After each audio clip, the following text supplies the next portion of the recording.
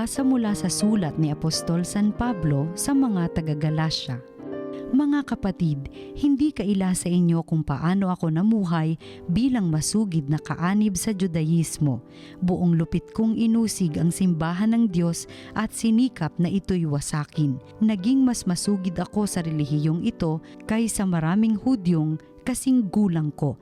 At malaki ang aking malasakit sa mga kaugalian ng aming mga ninuno. Ngunit dahil sa kagandahang loob ng Diyos, hinirang niya ako bago pa ipinanganak at tinawag upang maging lingkod niya. At nang ihayag niya sa akin ang kanyang anak upang ang mabuting balita tungkol sa kanya ay maipangaral ko sa mga hintil, hindi ako sumangguni kanino man. Ni hindi ako nagpunta sa Jerusalem upang makipagkita sa mga apostol na una kaysa akin. Sa halip, nagtungo ako sa Arabia at pagkatapos ay nagbalik sa Damasco. Nakaraan pa ang 3 taon bago ako umakyat sa Jerusalem upang makipagkita kay Pedro at 15 araw kaming nagsama.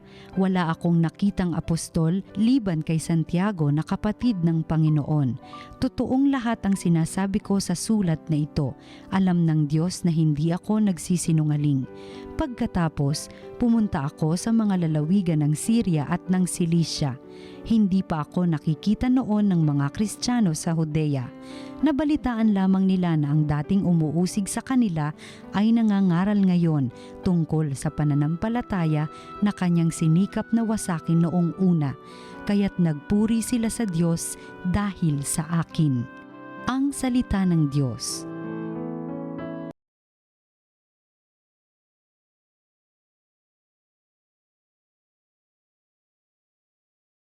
Poon ako ay samahan sa buhay na walang hanggan. Ako'y iyong siniyasat, batid mo ang aking buhay. Ang lahat kong lihim poon ay tiyak mong nalalaman. Ang lahat ng gawain ko sa iyo ay hindi lingid. Kahit ikaw ay malaya, batid mo ang aking isip. Ako'y iyong nakikita, gumagawa o hindi man. Ang lahat ng gawain ko'y pawang iyong nalalaman. Poon ako ay samahan sa buhay na walang hanggan. Ang anumang aking sangkap, ikaw o Diyos ang lumikha. Sa tiyan ng aking inay, hinugis mo akong bata.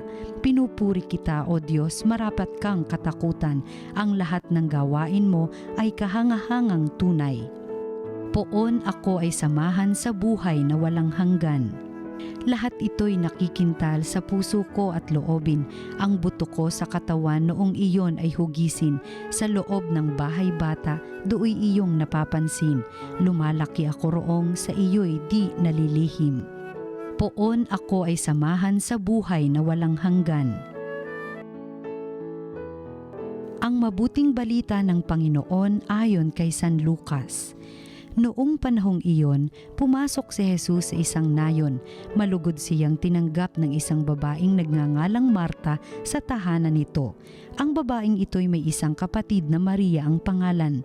Naupo ito sa paanan ng Panginoon at nakinig sa kanyang itinuturo. Alalang-alala si Marta sapagkat kulang ang kanyang katawan sa paghahanda. Kaya't lumapit siya kay Jesus at ang wika, Panginoon, sabihin nga po ninyo sa kapatid kong tulungan naman ako. Ngunit sinagot siya ng Panginoon, Marta, Marta, naliligalig ka at abalang-abala sa maraming bagay, ngunit isa lamang ang talagang kailangan. Pinili ni Maria ang lalong mabuti at ito'y hindi aalisin sa kanya. Ang mabuting balita ng Panginoon. Pinupuri ka namin, Panginoong Hesukristo.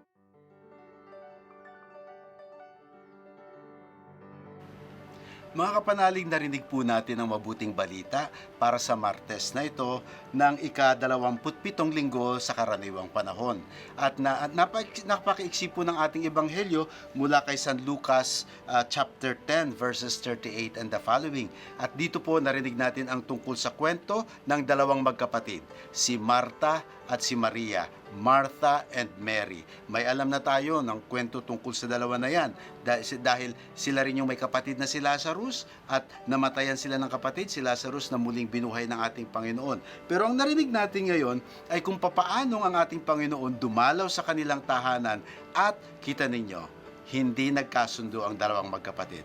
Nakaranas po ba kayo mga kapatid ng minsan sa pamilya, kahit na magkakamukha at magkakapareho ang magkakapatid, ngunit meron ding pagkakaiba.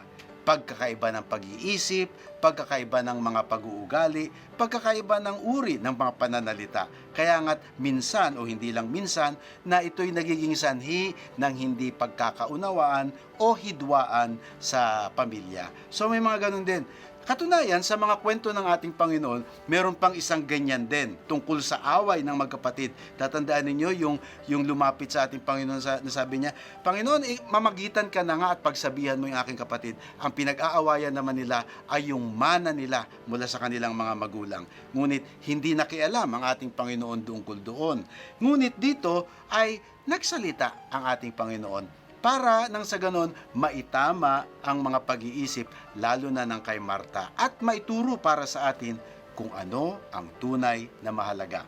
So, kapag po mga kapatid, meron po sa ating mga pamilya o mga kakilala na mga magkakapatid na hindi nagkakasundo dahil sa kanilang pagkakaiba ng mga pananaw, ay wag na ho tayong magulat. Pero pwede rin ho nating hingin sa Panginoon at ipagdasal na sana manatili ang kapayapaan at pag-uunawaan at pagpapatawaran sa pamilya. So, ganyan ang kwento ni Marta at ni Maria dito. Makikita natin ang diversity in the family.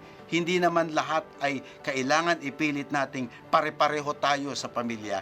Meron din tayo minsang pagkakaiba. At kung tinatanggap natin ang magagandang bagay mula sa ating mga mahal sa buhay ang ating mga kapatid, dapat matuto rin tayong umunawa at magpatawad ng kanilang mga pagkukulang. Ngayon, may isa pang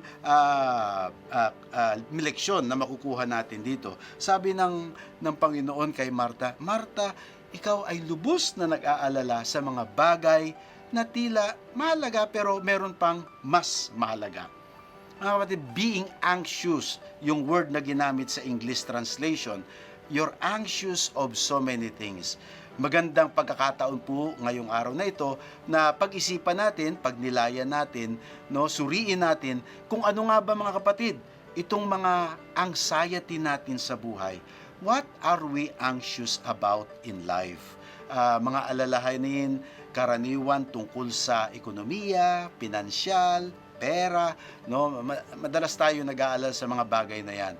Marahil mga pag-aalala natin tungkol sa mga mahal natin sa buhay, mga esposo halimbawa, asawa o mga kapatid, magulang, mga anak na medyo napapalayo sa atin, we can be so anxious of so many things. Sa katunayan, if I may suggest, tingnan ninyo ang inyong mga panalangin.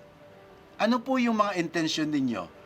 Doon pa lamang sa mga listahan na hinihingi natin sa Panginoon, makikita natin ang mga bagay that we are anxious about. Maybe the Lord is telling us, mga kapatid, makasinasabi niya rin sa atin, naku, ikaw ay masyadong nag-aalala. Merong mas mahalaga pa. At yun yung tinutukoy ng ating Panginoon, yung kay Maria, which is just sitting by the foot of the Lord. Tumatahimik lamang, nakikinig sa Panginoon. Mga kapatid, sa ating mga pang-espiritual na buhay, sana maging gandun po tayo sa attitude ni Mary.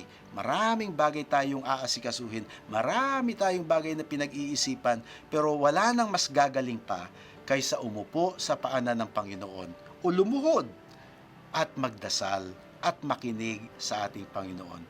Minsan, ang mas wise na ating magagawa, yung mga desisyon, mas magandang desisyon na ating magagawa ay nabubuo lamang sa ating isipan, sa ating puso, sa tulong ng Espiritu Santo kapag tayo'y nagdarasal, kapag tayo'y tunay na nakikinig sa Panginoon. So mga kapatid, wag po natin kalilimutan, leksyon ng ating Ebanghelyo ngayon, yung ating spirituality, to be always with the Lord, na kasama natin palagi siya ang ating sinusundan, siya ang ating pinakikinggan. Kaya nga mga kapatid, tayo naman ngayon ay manalangin, at pagdasal natin ang bawat isa at ang ating mga sarili, at samahan ninyo ako sa panalangin ito. Panginoon, maraming salamat po sa mga biyayang ipinagkakaloob mo sa amin. Kami po'y una-una sa lahat nagpapasalamat na sa mga magagandang bagay na nangyayari sa aming buhay. Ganun pa man, Panginoon, kami po at ang aming mga kapatid, ang aming mga mahal sa buhay, ay marami ding alalahanin. Na sanawa pa mo, Panginoon, ay pagkalooban mo kami ng kapayapaan, kalinawan sa aming isipan, at kapanatagan sa aming kalooban. And so, Lord, I raise my hands to bless all those people who are joining us now in this prayer. May you heal them and grant them peace of mind and certainty of heart. May you show them what is truly important in their life, and may they find their peace in you, O Lord, in whose prayer we make this intention in Jesus' name. Amen.